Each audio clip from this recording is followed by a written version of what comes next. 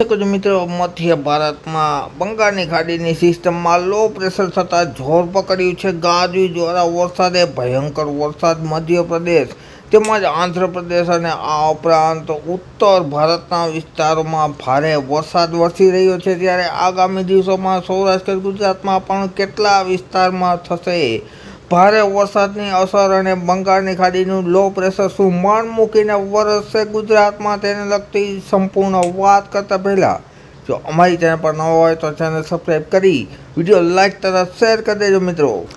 તારીખ 23 જુલાઈ અને સાંજના 5 વાગ્યાના તાજા હવામાન સમાચાર જોઈએ તો છૂટા છવાયા ઝાપટાનો વરસાદ સૌરાષ્ટ્ર ગુજરાતમાં જોવા મળી રહ્યો છે મિત્રોને। આગામી સમયમાં પણ હજુ પણ ઝાપટા તારીખ 24ના રોજ પણ જોવા મળશે સૌરાષ્ટ્રના વિસ્તારોમાં, જેમાં તારીખ 24થી છે ઝાપટામાં થોડો વધારો થશે, જેના હિસાબે મોટા વિસ્તારમાં ઝાપટા છે એ જોવા મળશે। પરંતુ આ ઝાપટા છે એ 5 થી 10 મિનિટના જોવા મળશે મિત્રો, અને સાથે સાથે તડકો અને વરાપ પણ સારી એવી સૌરાષ્ટ્ર ગુજરાતમાં જોવા મળશે મિત્રો।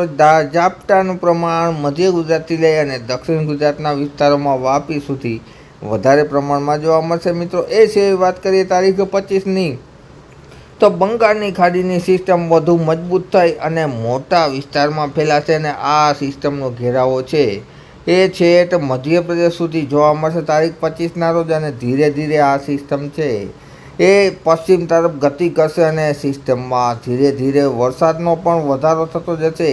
અને તારીખ 26ની વાત કરીએ તો આ સિસ્ટમ છે મધ્યપ્રદેશ તેમજ આંધ્રપ્રદેશની બોર્ડર ઉપર છે એ તેનું કેન્દ્ર જોવા મળશે મિત્રો, જેના હિસાબે મોટા પ્રમાણમાં વરસાદ છે એ મધ્યપ્રદેશના વિસ્તારોમાં જોવા મળશે। તારીખ 27ની વાત કરીએ તો 27 તારીખ દરમિયાન આ સિસ્ટમ મધ્યપ્રદેશ અને ગુજરાત બોર્ડરની આસપાસ જોવા મળશે, જેના હિસાબે ગુજરાતના ઉત્તર ગુજરાતમાં પાલનપુર, બનાસકાંઠા, સાબરકાંઠા, આ ઉપરાંત અરવલ્લી તેમજ છોટાઉદેપુર, દાહોદ, વડોદરા, ગોધરા, અમદાવાદ, ગાંધીનગર વિસ્તારમાં ગાજવીજ સાથે વરસાદ જોવા મળશે મિત્રો। અને જ્યારે સૌરાષ્ટ્ર અને કચ્છના વિસ્તારોમાં તારીખ 27ના રોજ ઝાપટા જોવા મળશે। ધીમે ધીમે સિસ્ટમ છે એ ઉત્તર ગુજરાતમાં આવશે, જેના હિસાબે અમદાવાદ તેમજ સાથે સાથે પાલનપુર, મહેસાણા, ખેડબ્રહ્મા, હિંમતનગરના વિસ્તારોમાં ગાજવીજ સાથે વરસાદ મિત્રો મોટા પ્રમાણમાં જોવા મળશે। 5થી લઈ અને 8 ઇંચ જેટલો વરસાદ તારીખ 27ના રોજ ઉત્તર ગુજરાત અને મધ્ય ગુજરાતના વિસ્તારોમાં જોવા મળશે મિત્રો।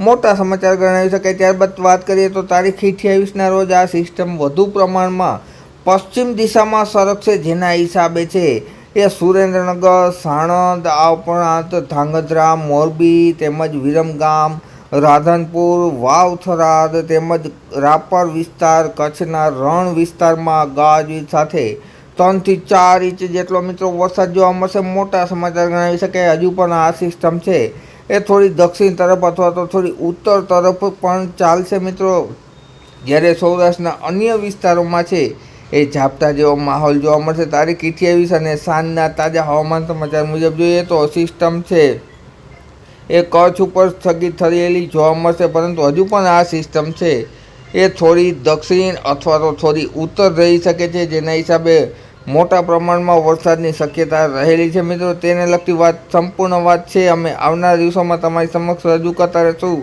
માટે અમારી ચેનલ સબસ્ક્રાઈબ કરી વિડીયો લાઈક તથા શેર કરી દેજો મિત્રો। વિડીયો જોવા બદલ ખૂબ ખૂબ આભાર।